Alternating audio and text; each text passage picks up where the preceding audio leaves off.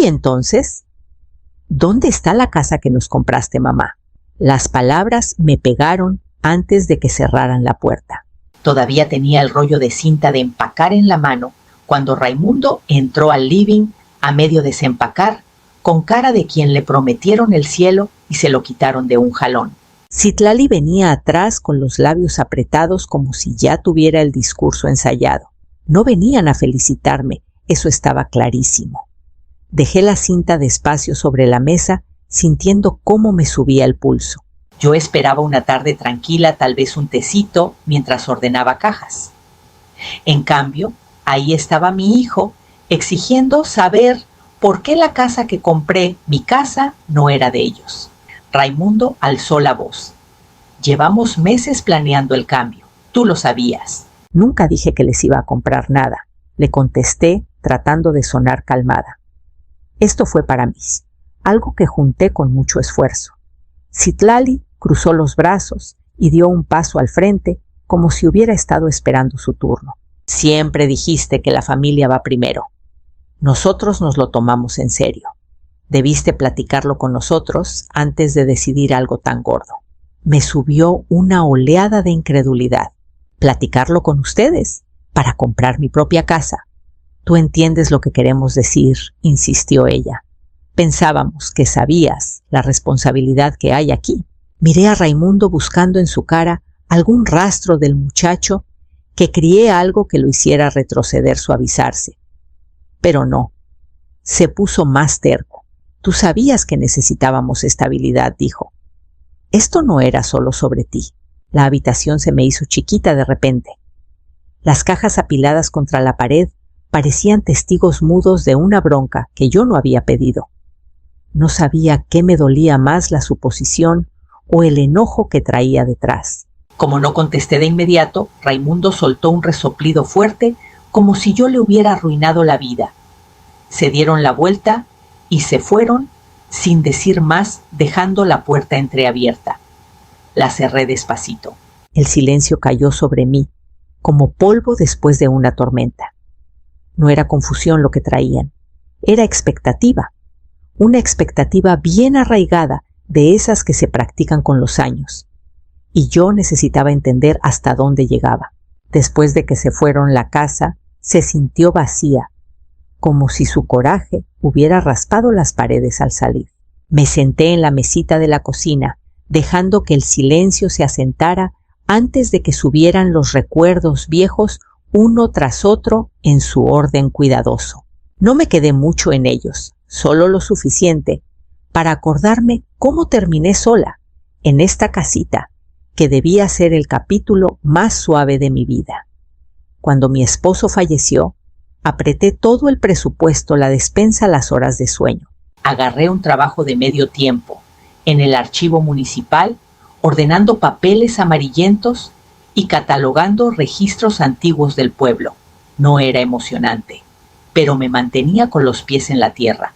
Raimundo acababa de casarse lleno de sueños, pero corto de lana, y muchas veces llegaba con cuentas que pagar solo esta vez. Yo ayudaba cada vez. Me decía que los matrimonios jóvenes tropiezan antes de caminar derecho, que las cosas se iban a equilibrar. Pero nunca se equilibraron. Raimundo y Citlali vivían como si pagar el mañana fuera bronca de otro. Muebles nuevos, salidas de fin de semana, electrodomésticos cada año.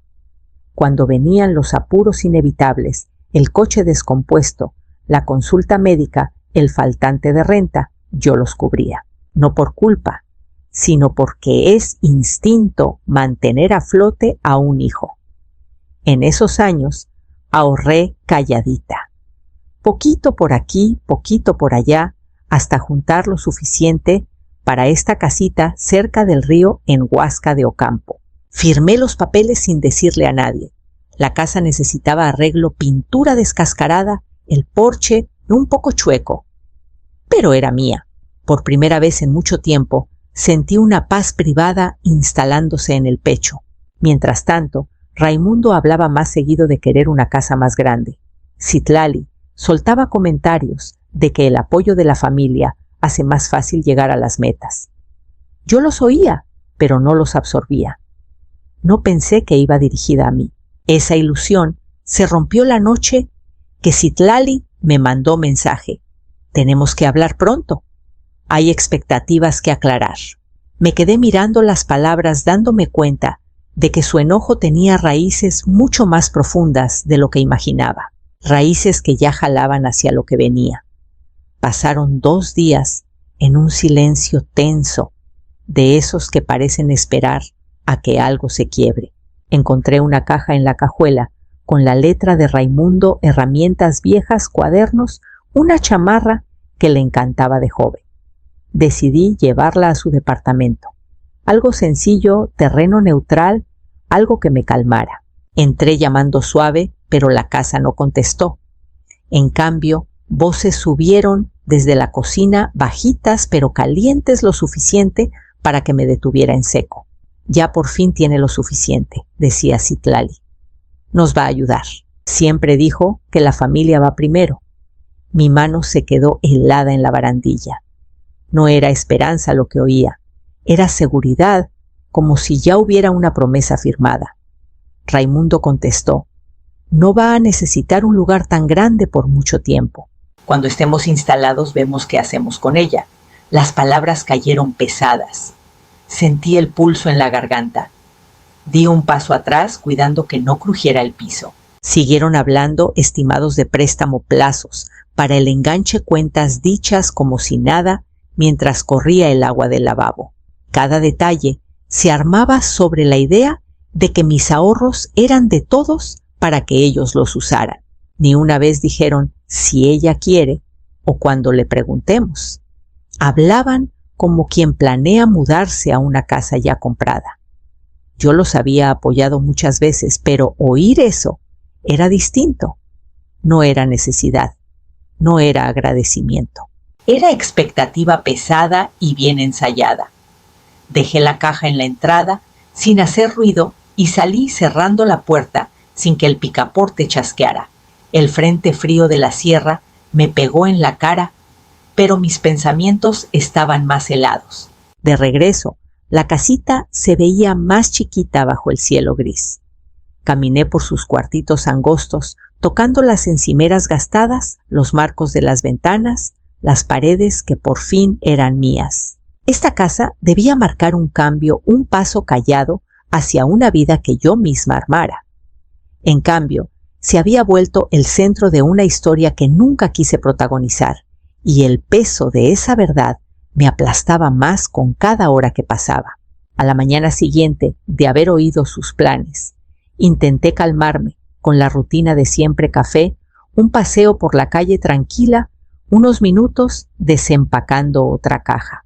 Pero mi cabeza no paraba de dar vueltas a lo mismo. Ellos ya habían contado con mi dinero antes de que yo lo gastara. Apenas me había sentado cuando sonó el celular. El nombre de Citlali apareció en la pantalla. Su voz salió alegre, casi cantarina. Remedios, ya encontramos un lugar. 3 recámaras colonia, bonita, cerca de las escuelas. Perfecto para cuando empecemos la familia. Apreté el teléfono con más fuerza. ¿Y el crédito? Pasó por alto la pregunta, como si no la hubiera oído. Todo se va a arreglar cuando nos eches la mano para arrancar. Un calor lento me subió por el pecho. Esto no era esperanza, era expectativa, disfrazada de hecho consumado. Citlali, le dije con cuidado, ¿por qué das por hecho que yo voy a pagar esto? Hubo una pausa corta, pero lo suficientemente intencional para notarse. Luego contestó con voz más suave, pero firme. Porque tú dijiste que querías seguridad para la familia. Nunca dije eso, respondí. Otra pausa, más larga. Después, colgó con una disculpa educada, dejando la conversación a medias y pesada como plomo. Por un rato me moví por la casa como si estuviera bajo el agua, todo amortiguado por la incredulidad. Regué el helechito en la repisa de la cocina, doblé unas toallas, traté de comer algo. La casita zumbaba de silencio, pero nada me calmaba. Ya por la tarde llegó una notificación nueva. Un mensaje de Citlali, pero no era para mí. Si duda, apriétala más. Raimundo cree que va a ceder. Lo leí 2 veces, luego otra más. Las palabras se me clavaron con una claridad helada. Esto no era confusión, no era emoción desbordada. Era estrategia calculada y bien ensayada. Guardé la captura de pantalla y me senté a la mesa de la cocina mientras la luz se iba apagando y las sombras se alargaban en la habitación. Durante años había entrado, cada vez que Raimundo tropezaba, pensando que él lo veía como ayuda, no como obligación. Pero algo había cambiado en él, quizá poco a poco, quizá con el empujón de Citlali. Y ahora contaban conmigo para que me doblara. Iban a descubrir que no lo haría. Llegaron justo después del atardecer, sin avisar, sin siquiera fingir duda. Apenas me había alejado de la estufa, cuando sonó el golpe seco en la puerta, seguido de la voz de Raimundo, llamándome como si ya fuera dueño del lugar. Abrí y él pasó rozándome con Citlali pegada atrás. Los dos traían la misma cara decidida que había oído en el mensaje de ella. «Tenemos que hablar», dijo Raimundo, sin saludar. Empezaron de inmediato. Un chorro de palabras una sobre otra, sin dar respiro.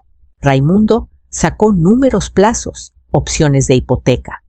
Citlali armaba los argumentos alrededor, pintando todo como un futuro compartido que me necesitaba adentro. Hablaban como si yo ya hubiera dicho que sí, como si esto fuera solo un trámite. Cuando les dije que no iba a firmar nada, sus voces se afilaron. Raimundo me acusó primero de negarle el apoyo, de darle la espalda a la responsabilidad familiar. Citlali siguió con tono suave, casi memorizado. Habló de unión, de estabilidad, de planificación a largo plazo. Cada frase estaba hecha para que mi negativa sonara cruel. Esperé a que tomaran aire y pregunté a Raimundo: ¿alguna vez pensaste en devolverme el dinero que ya te presté? Apartó la mirada, apretando la mandíbula. Ese no es el punto. Forma parte, le dije bajito. Citlali dio un paso al frente. Tú lo prometiste, Remedios. Dijiste que nos ayudarías con la primera casa. La miré fijo. ¿Cuándo dije eso? Parpadeó. Una sola vez. Luego balbuceó buscando una respuesta que no llegaba. Su silencio quedó flotando delgado y quebradizo. El cambio fue pequeño, pero claro. Su seguridad se tambaleó, así que la cambiaron por algo más duro. Si no arreglas esto, dijo Raimundo, no sé qué lugar vas a tener en nuestras vidas. Se quedaron ahí, esperando que el miedo hiciera su trabajo. Mantuve la cara quieta, la respiración pareja. Los oí, dije simplemente. Se fueron poco después, convencidos de que me habían arrinconado, de que me iba a quebrar como ellos necesitaban.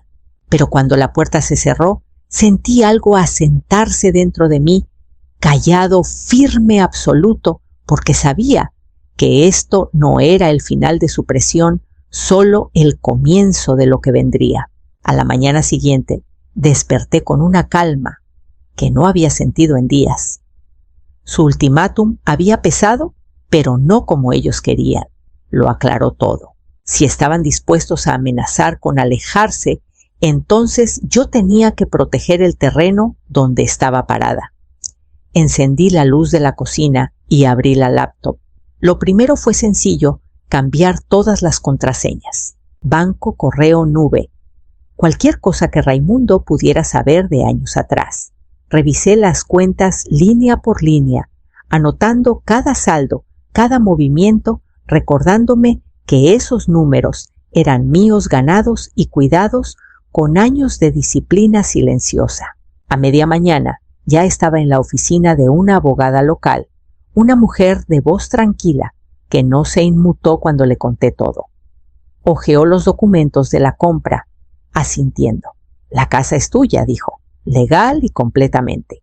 Mientras no firmes nada que les dé acceso, no tienen ningún derecho.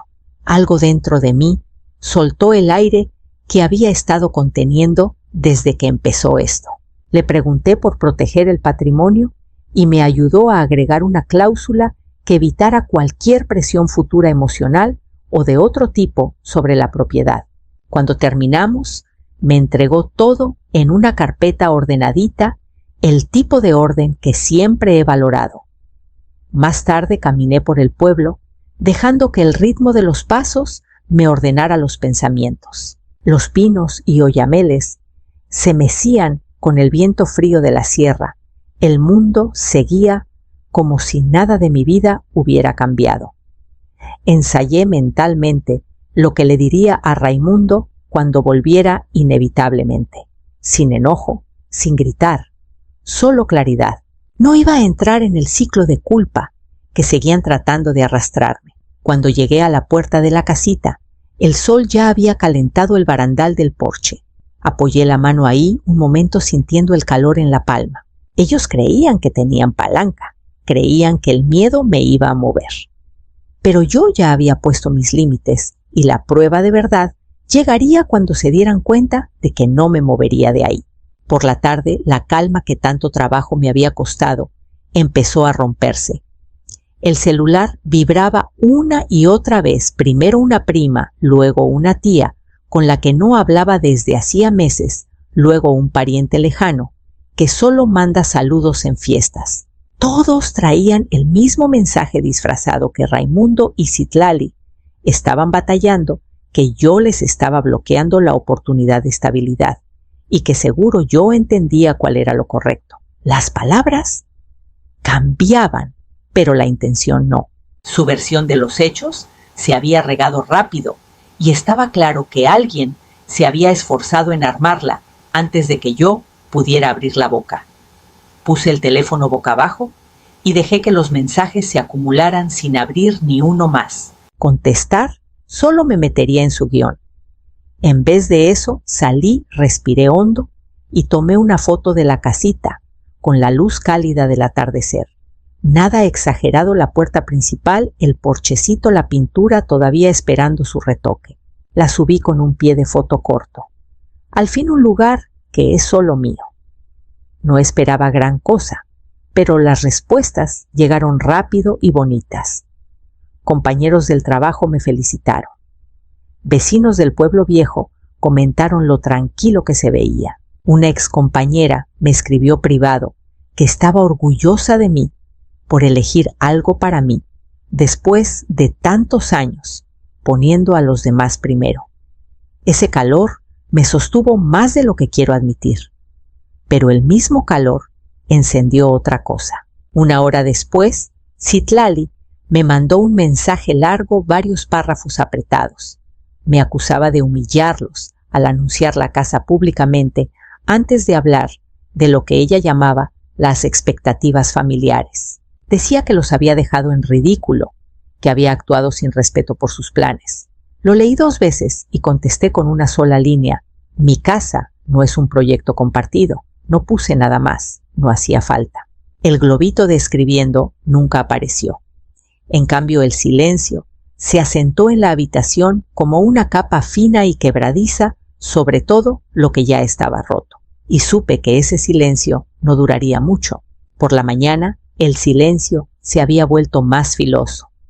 Al abrir el correo, el nombre de Raimundo estaba arriba con un mensaje que no se parecía en nada a los que solía mandarme. El lenguaje era tieso, demasiado formal, como si alguien hubiera querido sonar sereno mientras acusaba.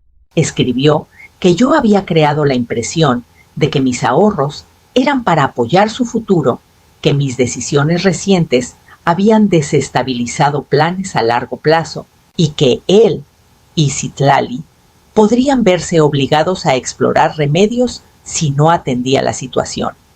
Las frases sonaban prestadas como copiadas de algún lado, tratando de darle a su enojo un barniz de seriedad. Lo leí una vez, luego otra, dejando que el frío me pasara. Lo reenvié a la abogada.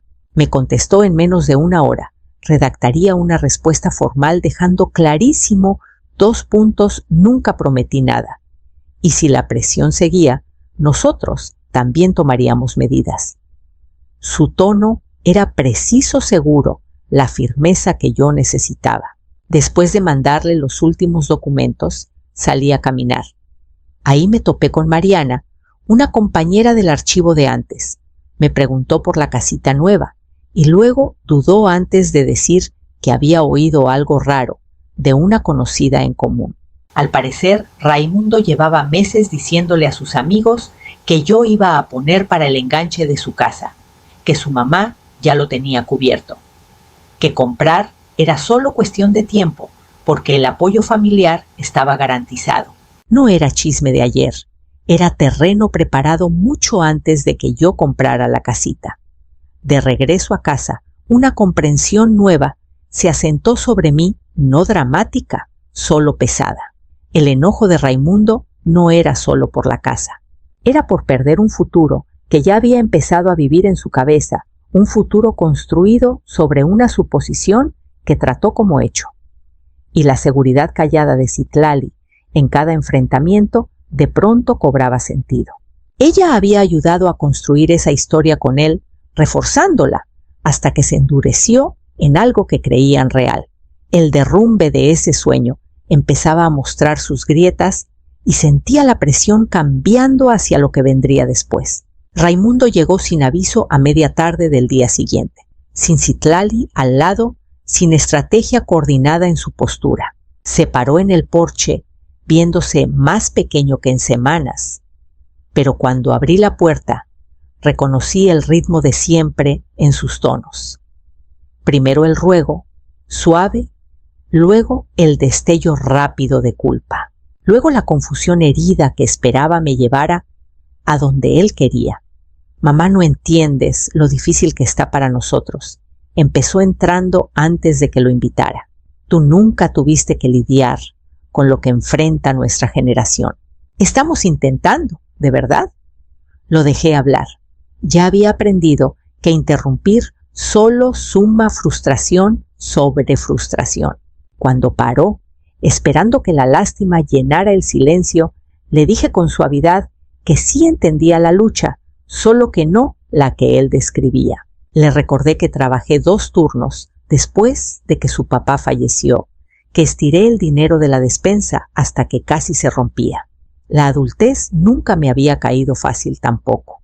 Pero ese no es el punto, insistió. Tú estás haciendo las cosas más difíciles de lo necesario. Se supone que debes ayudar a tu familia. Te he ayudado, dije voz calmada, durante años, de formas que la mayoría no sabe.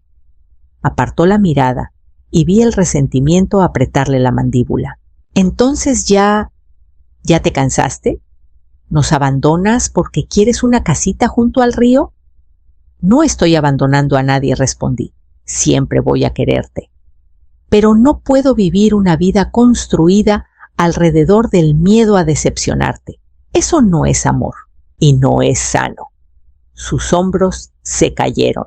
Por un momento casi vi al niño, que fue el que lloraba cuando se raspaba la rodilla, el que se me pegaba cuando tronaba fuerte afuera. Pero el momento pasó sustituido por el hombre que había aprendido a tapar la vulnerabilidad con enojo. Nos quedamos en silencio hasta que por fin asintió no de acuerdo, sino de rendición. No sé qué significa esto, dijo antes de salir. Lo vi irse la línea entre nosotros trazada limpia por primera vez, sabiendo que el silencio no duraría. Las semanas siguientes se desplegaron con una calma que no sabía que mi vida había estado extrañando. No más golpes inesperados en la puerta, no más mensajes tensos vibrando sobre la mesa, no más discursos ensayados sobre deber o futuros compartidos. La casita se asentó a mi alrededor como un suspiro largo. Me despertaba temprano, caminaba por el sendero del río cerca de Huasca y volvía al suave rumor de mis rutinas. Por las tardes leía en el porche hasta que se iba la luz, arreglando cositas de la casa poco a poco. Cada cambio, cada mejora, era como clavar una estaca en una vida que nunca me había permitido habitar del todo. Una tarde, mientras compraba unas cosas en la tiendita del pueblo di la vuelta y casi me choqué con Citlali. Se quedó helada. Luego se hizo a un lado, esquivando mi mirada como si el contacto costara caro. Su cara estaba tensa, inquieta, sin la certeza que antes llevaba tan fácil. Murmuró un saludo forzado y se fue rápido, dejando un silencio mucho más pesado que el que había tratado de imponerme semanas atrás. En ese momento no sentí victoria ni revancha, solo conciencia de que el derecho ajeno suele devolverse a quien más depende de él. Más tarde, esa semana, Raimundo me mandó un mensaje corto, sin exigencias, sin presión velada. Solo espero que estés bien. Me quedé un rato con eso, antes de contestar algo igual de sencillo. La distancia entre nosotros no se cerró, pero ya no se sentía peligrosa ni llena de expectativas ajenas. Era espacio simple, amplio, honesto. Esa noche me paré junto a la ventana de enfrente, viendo la calle tranquila, mientras el crepúsculo cubría las casas. La luz del porche se encendió a mis espaldas, iluminando la habitación que había reclamado con mis propias manos. Esta casita no era grande ni presumida, pero era el primer lugar que elegí enteramente para mí. No por estabilidad, no por la comodidad de nadie más, no para llenar un papel que alguien imaginó para mí, solo para mí. Y mientras apoyaba la mano en el marco de la ventana, supe que llevaría esa elección cerca del corazón al entrar en lo que viniera después.